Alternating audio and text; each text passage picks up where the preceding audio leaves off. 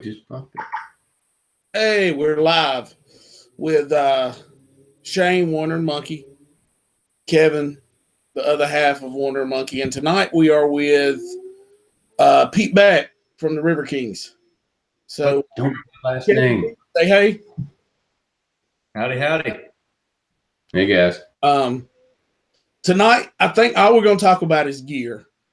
Me and Pete talked a little bit today, and we're going to do a lot of gear talk.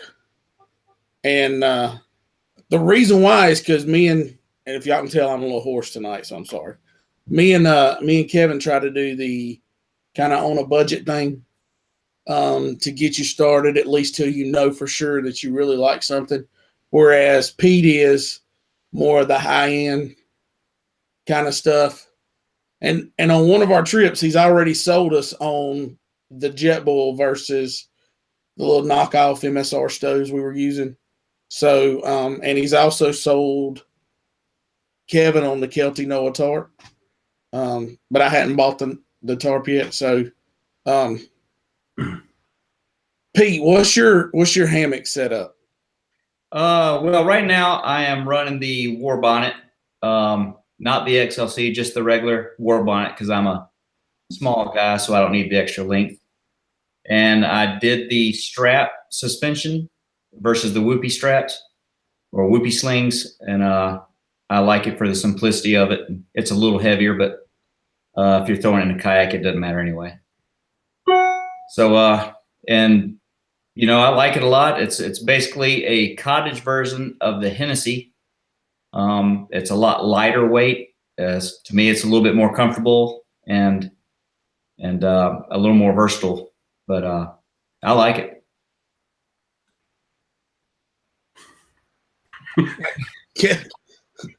Kevin, what? You already busting? You already laughing? I was laughing because he just stopped and looked like, "Am I done?" Oh, okay. Okay. It's like using a satellite phone. If you ever go to Alaska or somewhere, if y'all will go with me somewhere real like that, you know, you use Yeah, man. Let's do it. delay, and everyone's trying to talk at the same time. So sometimes you just got to shut up and wait for something.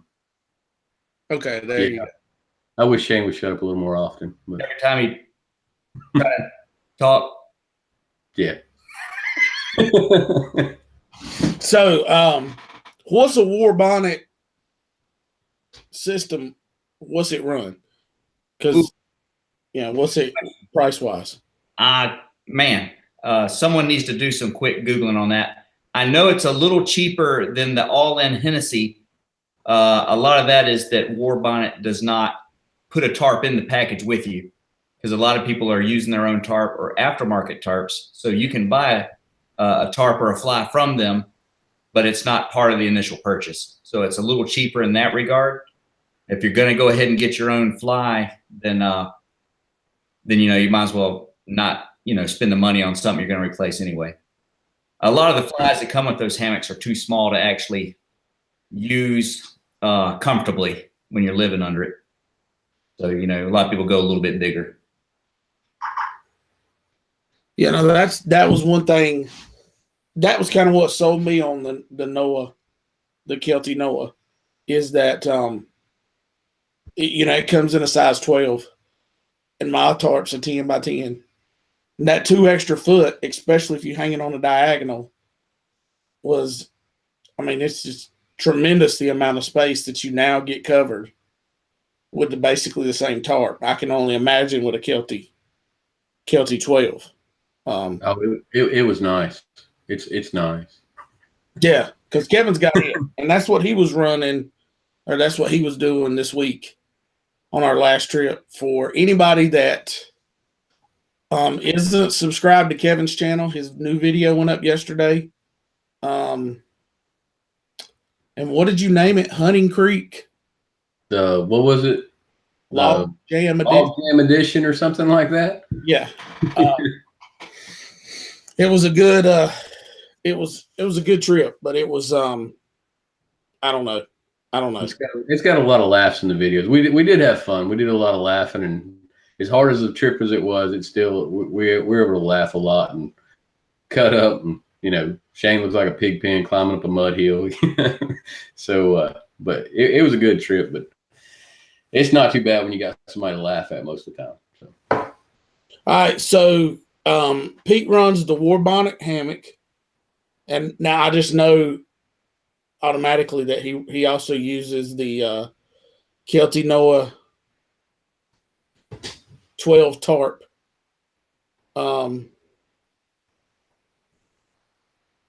And you said you didn't go with the whoopee slings. I did not. It's a little more, just a little more to it when you're using the whoopee slings. A lot of people like that in the UL crowd, which is ultralight. So a lot of these guys go on ultralight. Most of that's born out of the backpacking world, through hikers and that sort of thing. They'll go for anything that saves a little weight. And that's what it saves a little weight. I don't remember the exact specs, but it forces you into a toggle setup. And what I was using the War Bonnet for, not only for hammock camping, but with what I was doing as my job before, simplicity was very important because you were setting that thing up and taking it down very regularly, and you need to do that very quickly, sometimes at night, sometimes in the daytime. So something as simple as possible that got the job done is kind of what I was after. And the weight difference is pretty negligible. And everyone's into the whoopee slings, but I never went that route. With the old Hennessy, we used to just tie the knots. I did that for several years, but I love the simplicity of the strap system. You just wrap a carabiner around a tree, clip it to itself, and then pull the tension till you got the proper hang, and you're sitting in there and sleeping or whatever you need to do. Now, bear with me just a minute because I'm actually going to try to go online here and see if I can find out what a War Bonnet runs.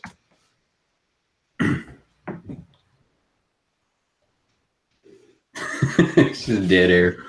Okay, what do you got, Pete? What is your War Bonnet? It's the what now? Just the your standard War Bonnet.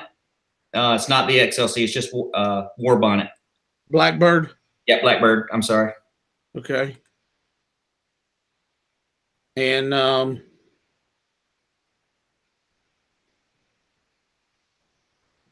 okay, 155 to 205. Yeah, I think it's probably that depends on, you can choose your fabric, how thick your fabric is, and the different stuff on that. And so that'll drive a little of that price.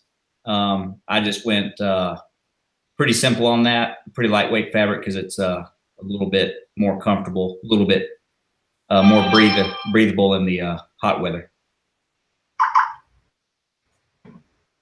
Yeah, Stephanie says she paid $285.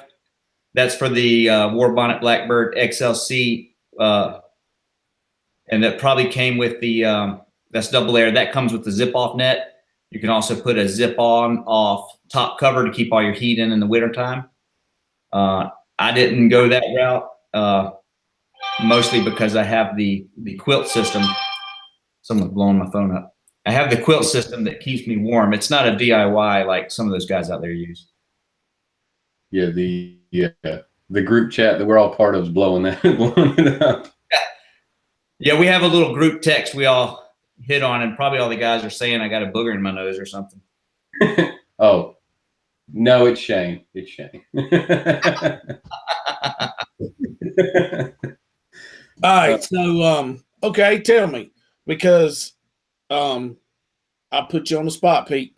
Sure. I've got a $30 hammock. I've got a $40 tarp, $10 tree straps, and a $0 underquilt and a $40 sleeping bag.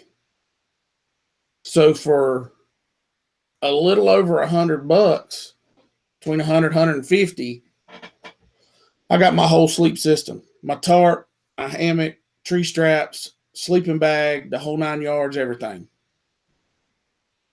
What's the difference between mine and the $150 just hammock from War Bonnet?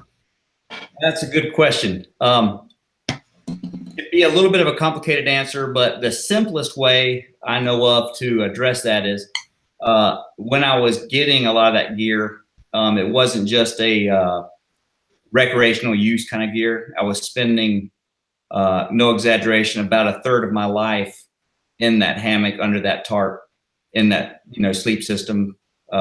Winter, summer, rain, snow, sleet, whatever happened, I was in it without the option of not being in it. And and I was fortunate enough to see probably 45 different people using different setups each time we went out for 2 weeks at a time. So it was like a field test on steroids. This guy had a great system for doing this. This guy had a great system for doing that. And all of us that were working that job basically ended up, and Squirrel was one of them. Brian, he was working out there with us, Greg, with the same basic setup, because we could see each other's failures and whatever gear we had. And if you do a 2 week, if you use your gear for 2 weeks, you're going to catch almost every weather system there is. And if you do that all through the year, you're going to get the hot, the cold. And what you're going to find is that the recuperative nature of the high-end gear that's going to keep you going no matter what the weather's doing. Is going to keep you rested. It's going to keep you healthy. It makes a big difference in the long run. But I've got the cheap hammocks and the cheap gear on some of that stuff. And, we would leave some of it, in the base camp and take some stuff out with us. We call it a patrol setup or whatnot, a patrol hammock. And we would use that on overnights, and it's better than laying on the ground. But we, if you ever sleep in a really nice hammock and you find your groove in that, and you go back to the style, the cheaper gathered in hammocks, there's a marked difference in the comfort. Where you just have to do a side-by-side comparison to see.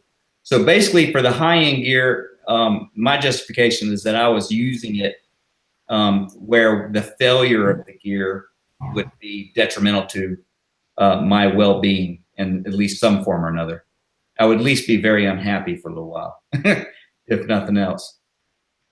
Okay. Yeah, I get I get that. Like if you're going to use it, almost nonstop, I get spending the money for it.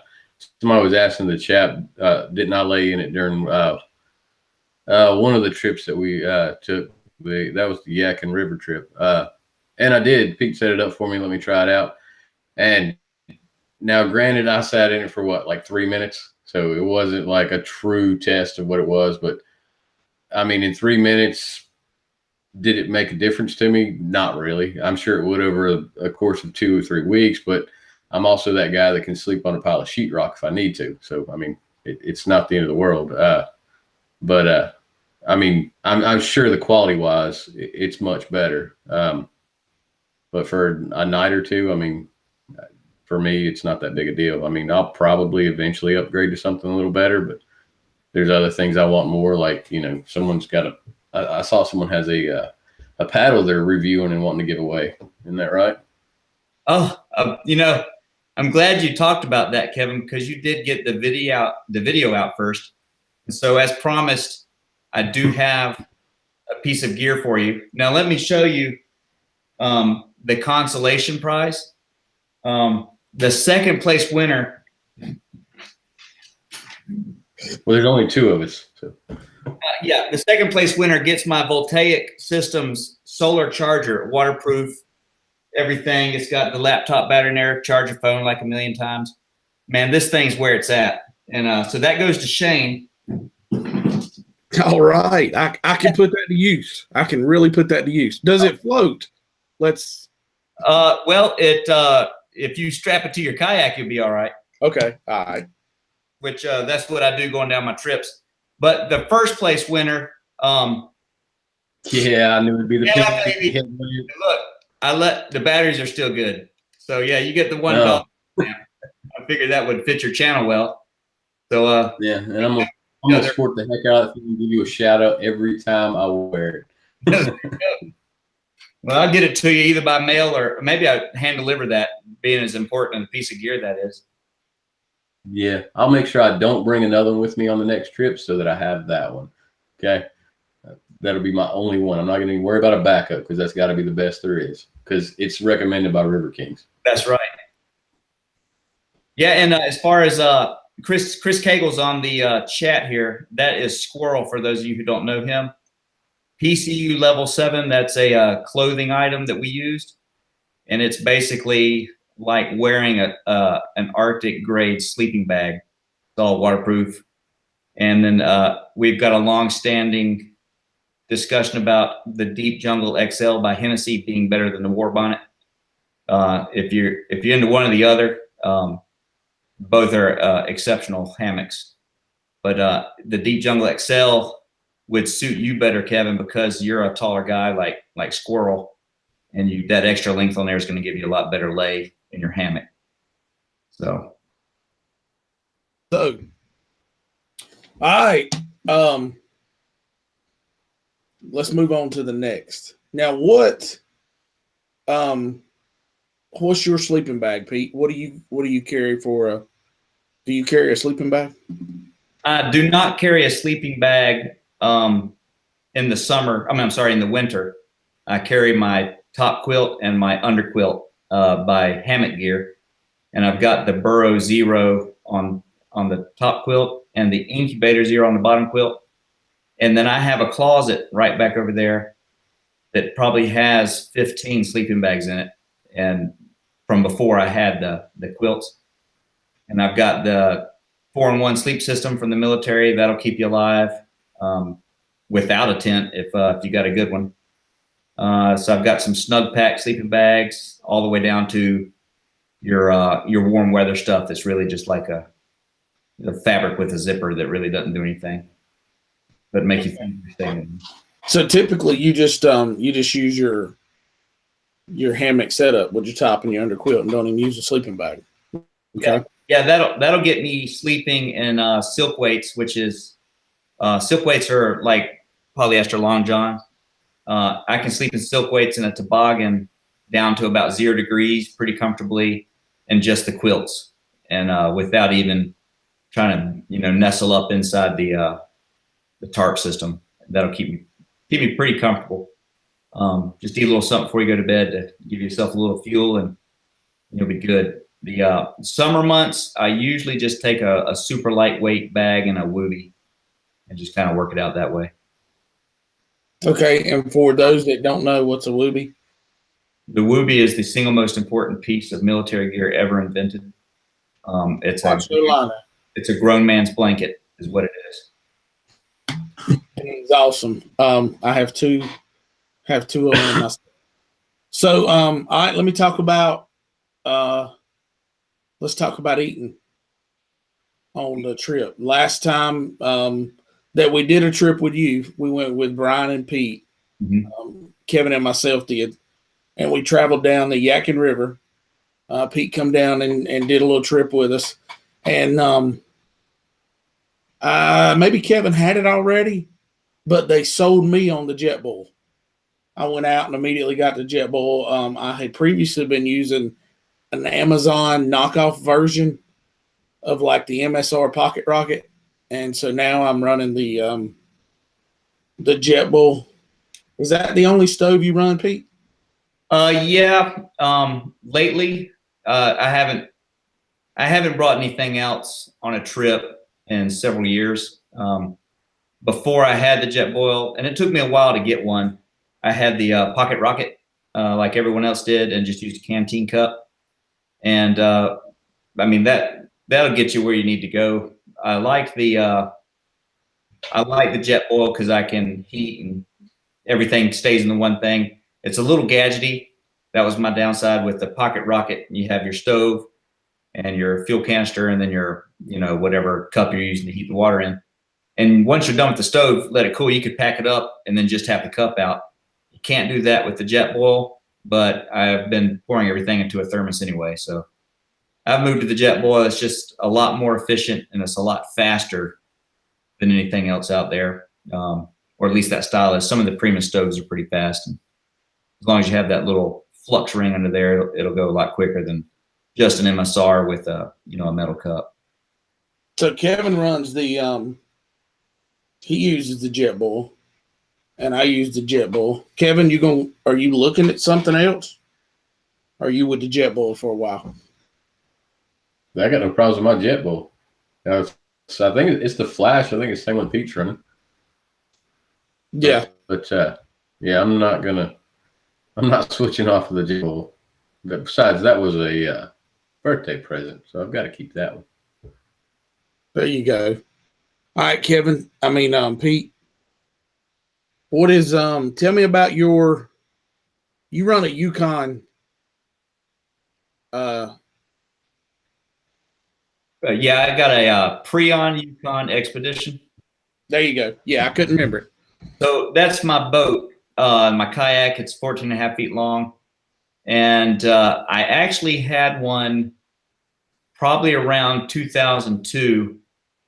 And I kept it for about 3 years and with the expectation to do these long trips. And no one ever did it with me. I ended up selling it and just went into, kept doing the whitewater kayaking at the time. And then when I went to do my first trip that was kind of source to sea, and that was the Haw River into the Cape Fear all the way to the ocean, and that was about 240 miles. I had a tsunami, and it was really hard to maneuver. So I got on some sea kayaking forums and asked everybody out there, hey, what's everyone using for this kind of thing? And the only answer I got repeatedly was the Prion Yukon Expedition. And it's the only boat really made to do that kind of thing, where you're going from white water all the way to kind of big water. It's a little slow if you're a true sea kayaker and you're not going to need maneuverability that you would need in a river. But on a kind of a river situation, it's a net speed advantage kind of kayak where it's so easy to maneuver that you spend no time setting up or getting things right or broaching. You just go where you want to go. You drop the rudder, and it's efficient enough and straight enough where you can still make some miles. So I love that boat. They just don't make it anymore. Yours, how big is yours? 14 and a half feet. Okay, so it's the same. Yes. It's the same size as our tsunamis. Yes. And then you've got a rudder system on the back of yours. You've got a front and a rear dry hatch on yours. Yeah, 4.5 bulkhead. It's got the neoprene inner hatch cover and the plastic outer hatch cover system. It's a different kind of molding process that Prion uses, and they have a thermomold kind of deal where they heat the plastic up and then blow it into the mold versus a rotomold. And it's a lot tougher plastic. So if you got any other Prion guys out there, they'll vouch for that the boats will last forever. They have a little less warpage issues than some of the. Yours is the cockpit size or the width, and it's flat on the bottom, isn't it? Yeah, it has no keel, and the cockpit size is just a little bigger than standard. What they're making a standard cockpit size in a whitewater kayak these days. I would say it would be very similar to your tsunami. I don't remember exactly. I know if I use a 1.7 to 2.2 steel size cockpit, it works good for a spray skirt. Plenty of leg room. It's not too tight. So I'm gonna have to try it because oh Lord. No. Well, I got bad knees, so it's like it kills me getting in and out of my kayak all the time, and I've been trying to figure out ways to do it. Now, hold on, I want to. Bo Turner has asked 2 questions. Number one, any suggestions on a twig stove? And I can tell you that I had a twig stove one time. I had a little cheap knockoff version. I didn't like it because it burned up the twigs so fast.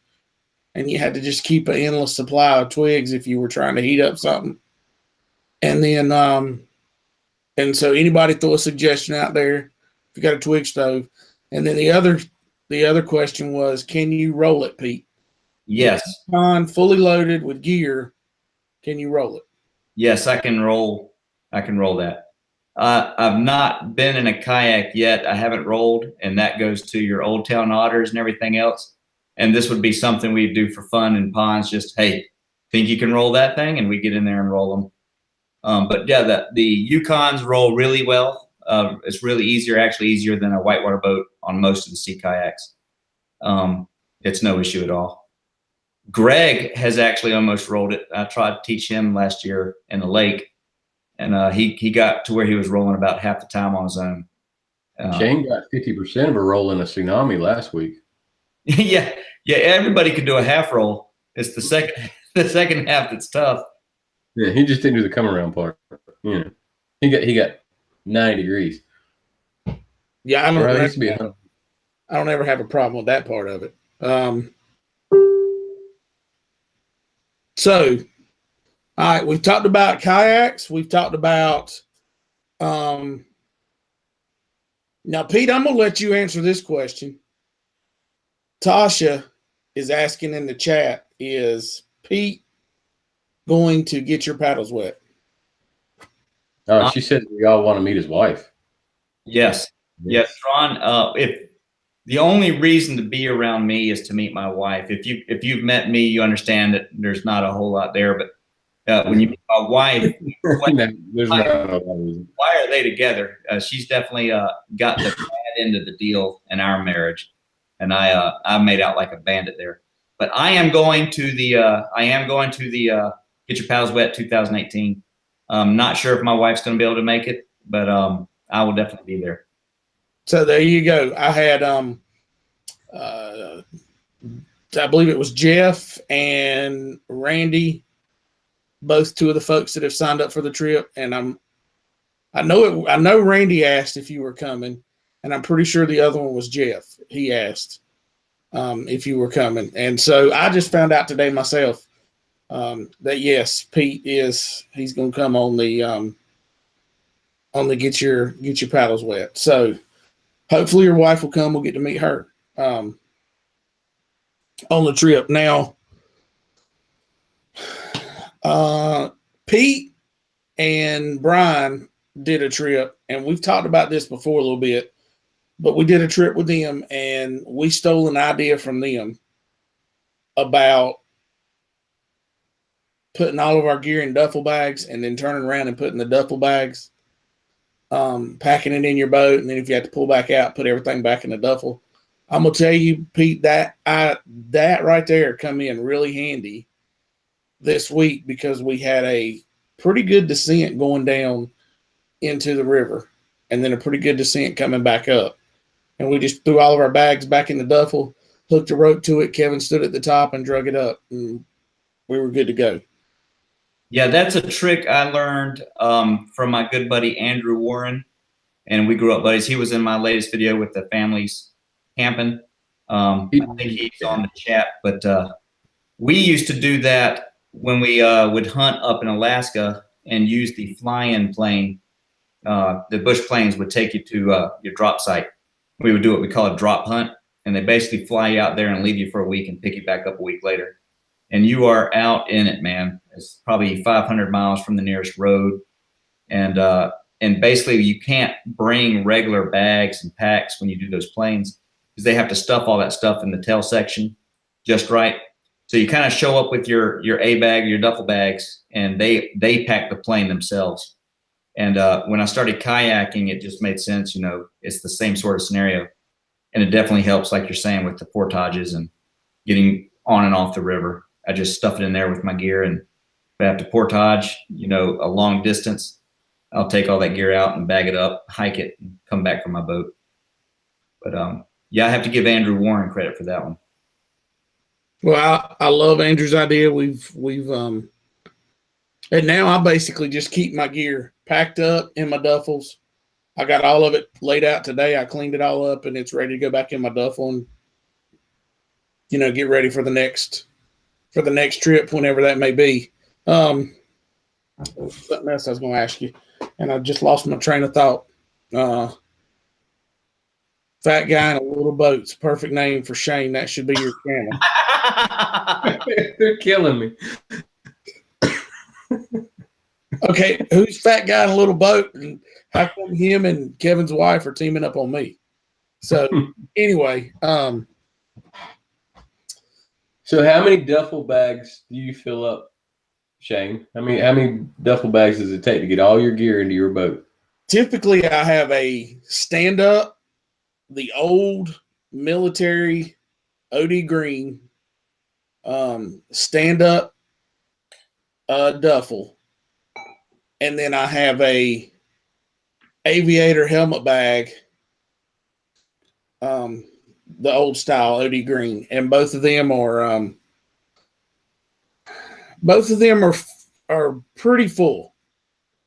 Is what I've got. Is what I carry. I see one question here from Flip Flop Excursions. How beneficial is a rudder in the river with all the rocks? For me, with the Yukon, it's kind of important because that boat does not track very well, and it's kind of basically a long whitewater kayak without the keel. It doesn't hold a straight track, and that's what gives it the maneuverability.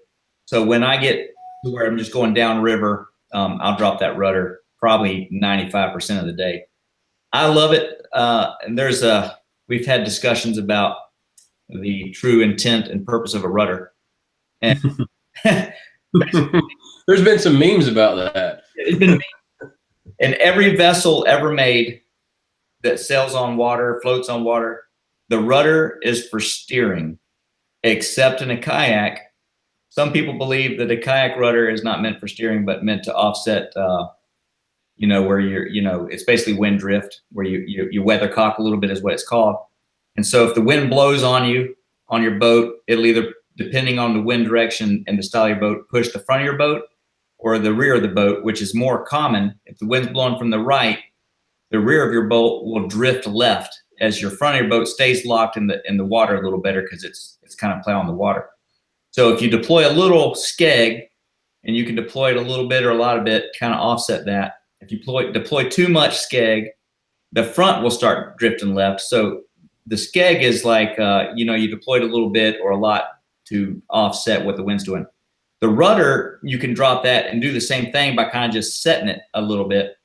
But I do not ascribe to that belief. I believe if you have steering mechanism attached to a piece of metal that will steer your boat for you, there's nothing wrong with using the rudder for steering. So I 100% advocate steering your boat with your rudder.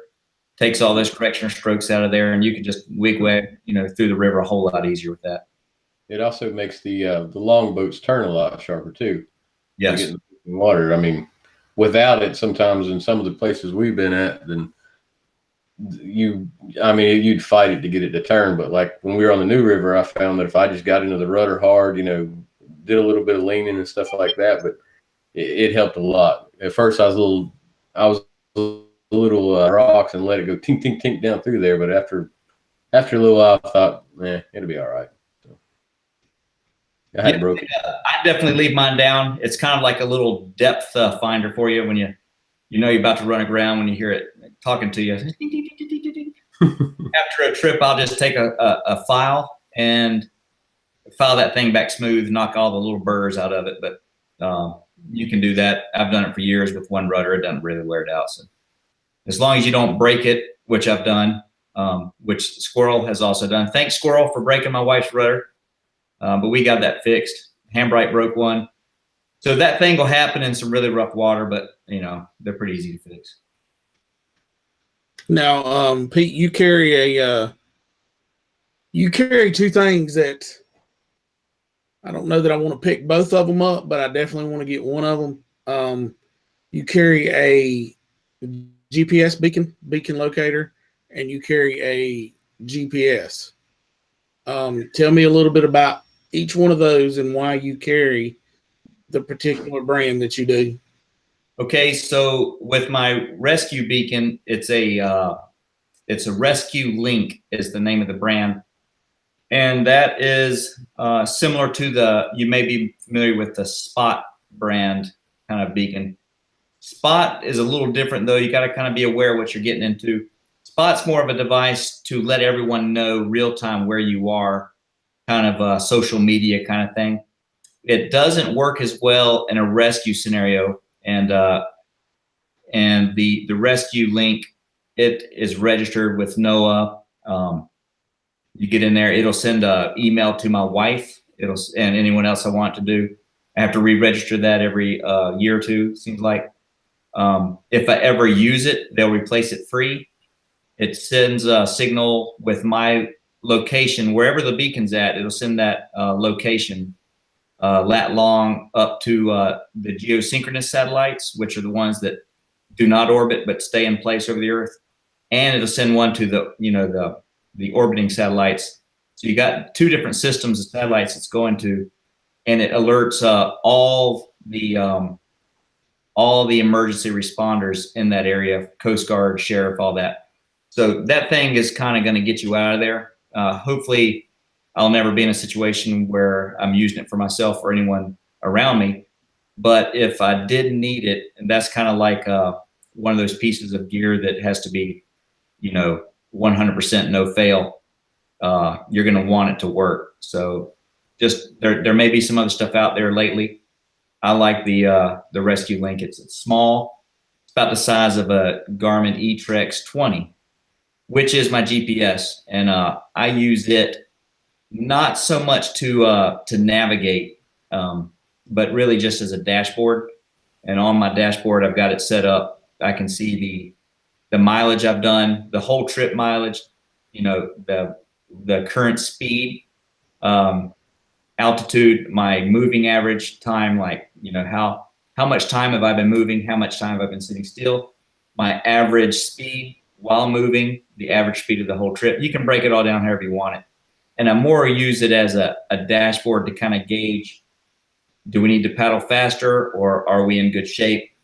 And I use my maps to track where I'm at. And so if I know I need to go 10 more miles and I'm doing, 5 miles an hour, I'll be there in 2 hours. Or maybe I'll only have an hour and a half of light left.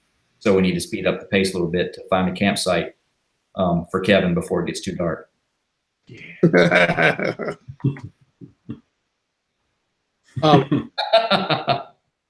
So the on the Yadkin River trip, I remember you saying that the battery was about to expire on your locator, and that kind of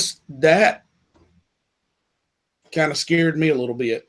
Okay, if your battery expires, does that mean you have to buy a new one? Have you looked into that? Do you have to buy a new one, or do you have to send it back and then send you another one, then replace the battery in it?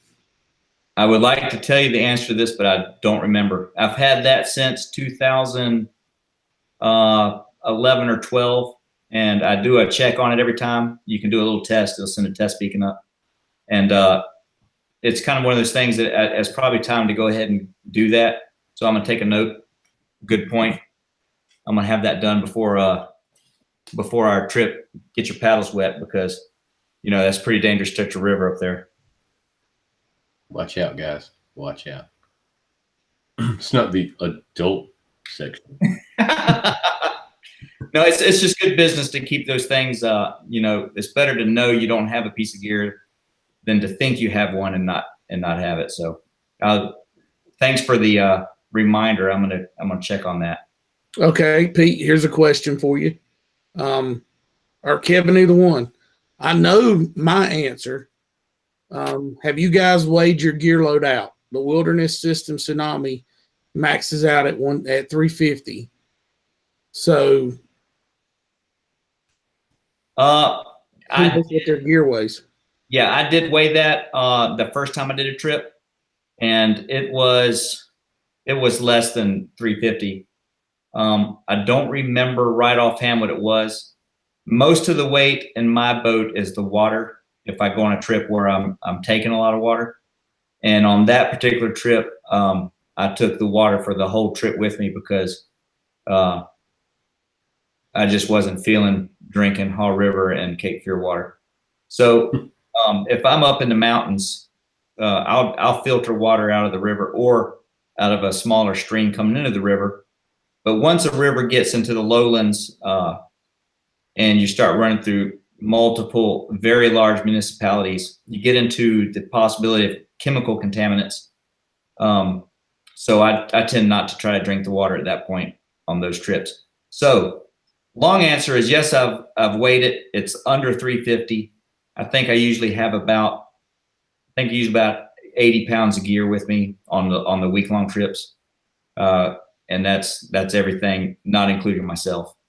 So we'd be probably running at about 50. So I have about 100 pounds to spare. And I was pushing that a little bit with all the water on the first trip, but I was definitely way under 350. So, okay, on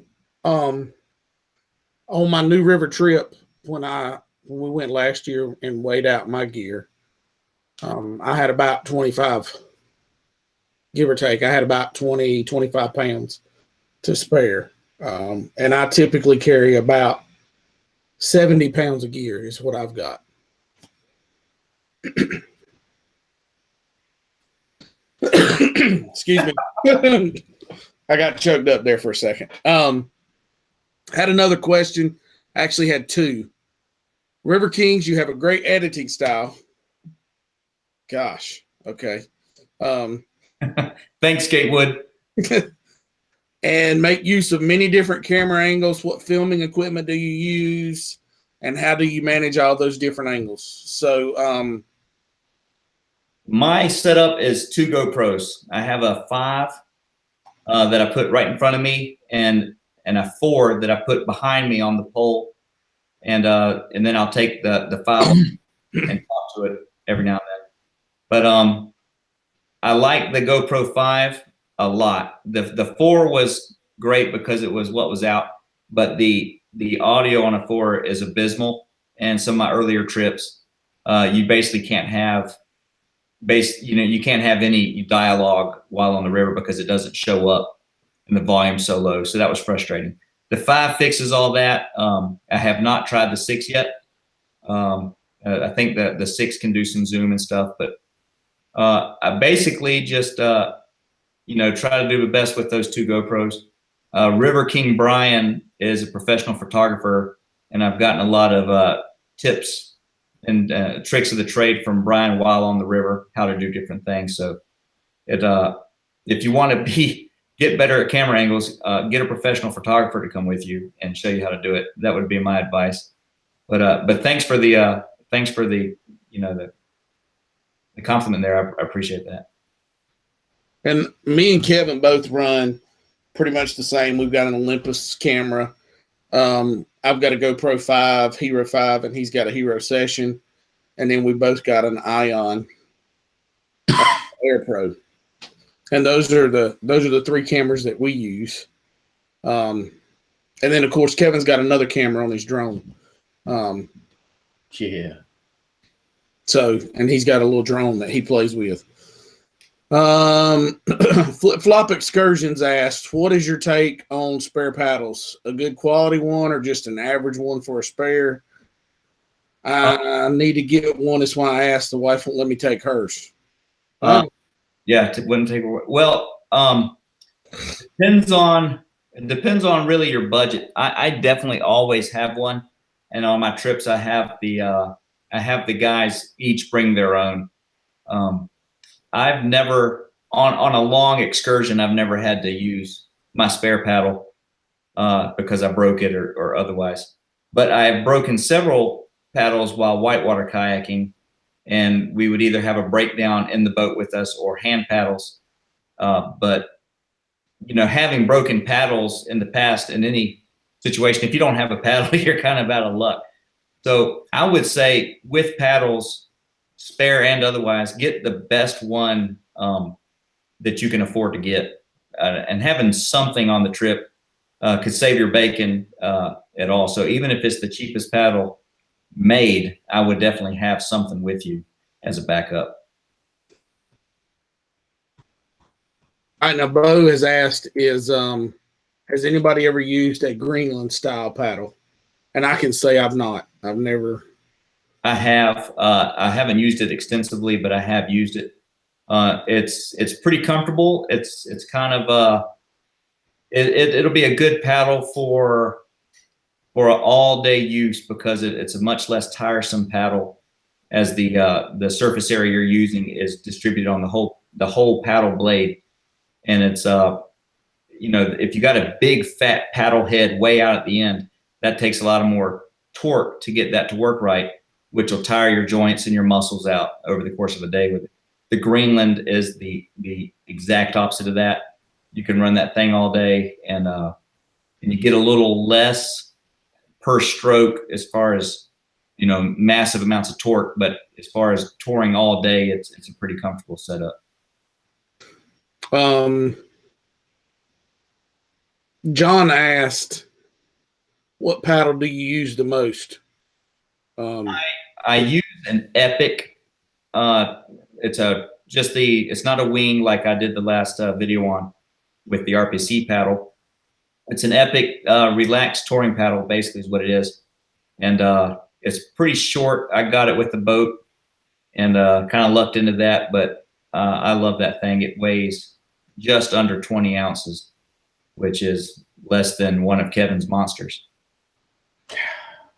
Is that what you carried on the New River trip last year? It is, yes. If I want to, anybody watching, if you're not a subscriber to Pete, go over and check out his channel. It's the River Kings, and look at last year's. Don't expect any recent kayaking trips though. Oh no. He's going to frame a house. Go check it out. He don't know about the kayaking. Nah, just stay with us.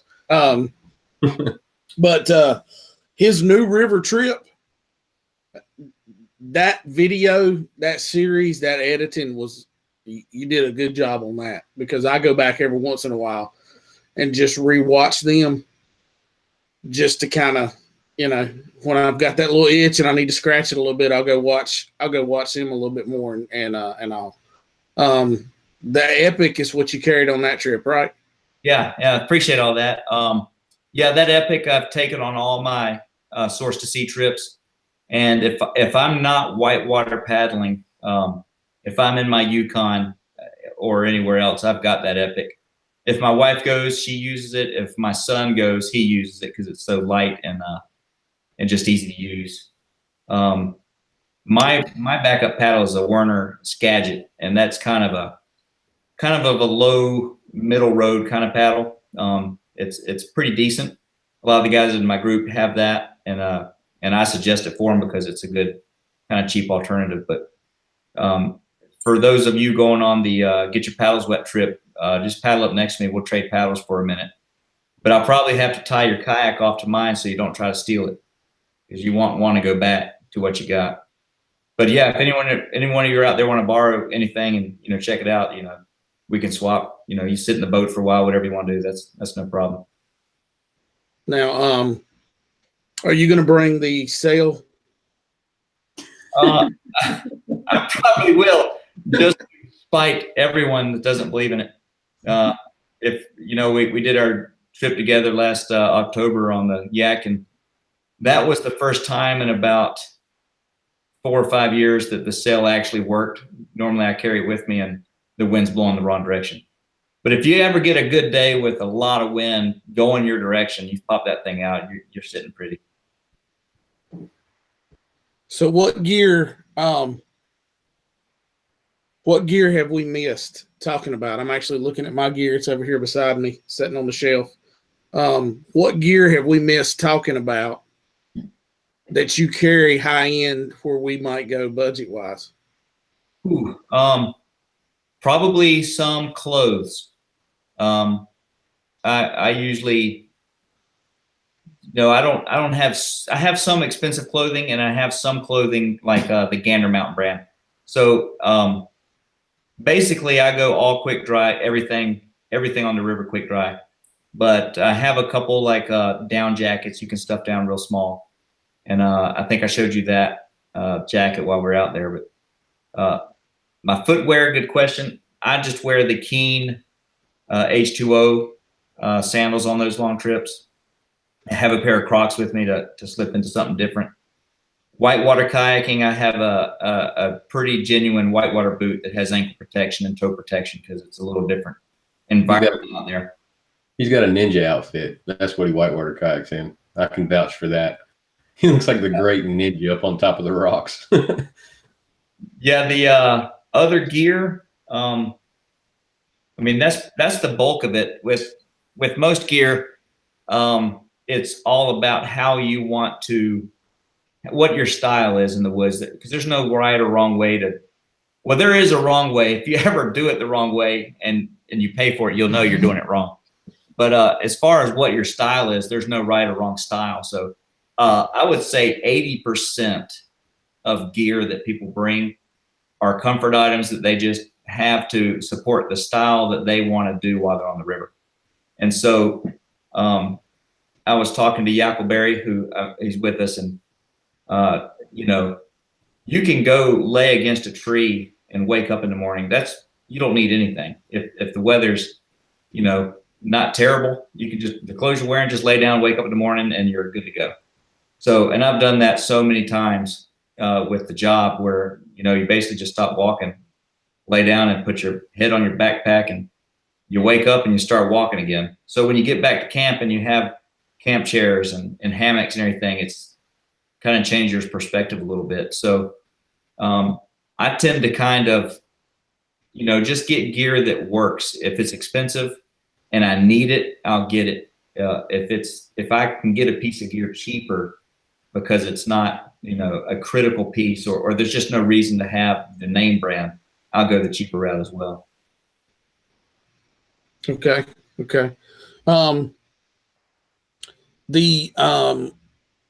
I would assume most people that are watching or in the chat, either one talking, are familiar with what he keeps talking about or we keep talking about when we say the trip. Last year, me and Kevin did a trip, get your paddles wet, and did it in June or July on the Yadkin River last year. Had a good little turnout, loved it. Everybody had a good time. So this year we got the Get Your Paddles Wet 2018 coming up. Pete says he's coming May the 19th and 20th. As of right now, unless something's happened while this chat's going on, we have 4 slots left open. Is all we got. We just got 4 slots left. So it's kind of getting down to crunch time. We've got just about another 10 days, and I got to let the outfitter know how many folks we got going. So if you want to get in on that trip, go to our website, thewanderingmonkey.com, and click on Get Your Paddles Wet 2018. And there's a link to sign up for that. And yes, Pete's going, Kevin's going, I'll be there. My wife will be there. Kevin's wife will be there. Hopefully Pete's wife can be there. Is Yackleberry going to be there, Pete? Yackleberry is trying to make it. He's got a lot happening right now, so he's not 100% sure. But he's actually the one that talked me into it, and so hopefully he can. I was leaning towards going, but I've just been hammered, as you know, with my schedule lately. But you know, we got to talking one day, and I was like, yeah, let's do this. So he is also pretty busy. He's going to try to make that happen. We're just not 100% sure yet. What about Brian? Yeah, still. Yak, you out there? And Brian was not going to be able to make it tonight. He was going to try to jump in on the chat later, but I hadn't seen him. So I'm going to assume he has not made it. But here's a good question, because this is something I really don't per se have. Rain gear. Flip Flop Excursion says, okay, guys, what about rain gear? I have just a cheap pullover nylon waterproof, and it really ain't waterproof, jacket. I know Kevin he carries a Frog Togs, I think. Ain't that right? I have a Frog Togs, but then I have the oh, you got your paddle jacket. Paddling jacket. Yeah, you got is that an NRS? Yeah. Yeah. Paddle jacket. Rio. Pete, what's your What's your rain gear? Well, if I am doing something kind of land-based, i.e. hunting in Alaska or something like that, up there it rains pretty much every day unless you get really lucky. I'll take the some military Gore-Tex style stuff and a new jacket. If they get old, they start not working well. But I'll do that. It's pretty rugged. If I'm just around here, I have like a little, I think Costco. It's like a little fold up packable rain jacket. Pretty decent quality, nothing super crazy. If it's cold enough to need rain gear to avoid hypothermia while you're on the water, I'll usually have some proper dry suit is what I use. And it's gasketed neck, wrist, and you can swim in that. We would kayak, below freezing, still whitewater kayak, where the high for the day is 30. So it just depends on the weather. Summertime, like say our new river trip, we all had just a rain jacket and rain pants. And I think the rain jackets will come out a little bit and normally not the rain pants. And when you get to camp, you just set your tarp up and get in some dry clothes and you're good to go. Okay, so anybody else watching? Question for Pete, question for Kevin, question for myself. Nylon spray skirt versus neoprene. I would say that's basically what kind of paddling are you going to do, right, Pete? Yes. And there's a couple things to this question. If you're just touring, on one of these trips like we'll do for a week and the weather's warm and it's okay to be wet, but you want to keep most of the water out of the boat, just get your nylon spray skirt, and they're easy on, easy off.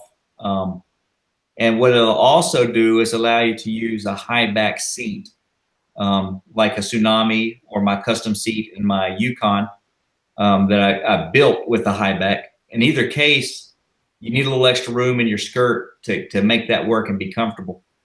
If you need to stay dry, like real sea kayaking out in the ocean, or whitewater kayaking, or you're going in inclement weather where you have to stay dry to stay safe, then you need a neoprene skirt with a neoprene rand that you can lock into your dry top or your dry suit, either way. So I think that's just more a product of what you're doing, like you said. And I would definitely, if I had to have just one, I would get the nylon, because if you're asking and you don't know, you probably don't need the neoprene, if that makes sense. So I tell all my guys, just go get the nylon thing, and it covers us in the pretty warm weather down to the Greenbrier trip. It was freezing one day, and people were staying dry enough. If we'd have swam, we'd have had to build a fire and kind of warm some boys up. But I say just go nylon if you got to just choose one or the other. And that's what I've got. It's just a seal nylon skirt is all I've got for mine. So I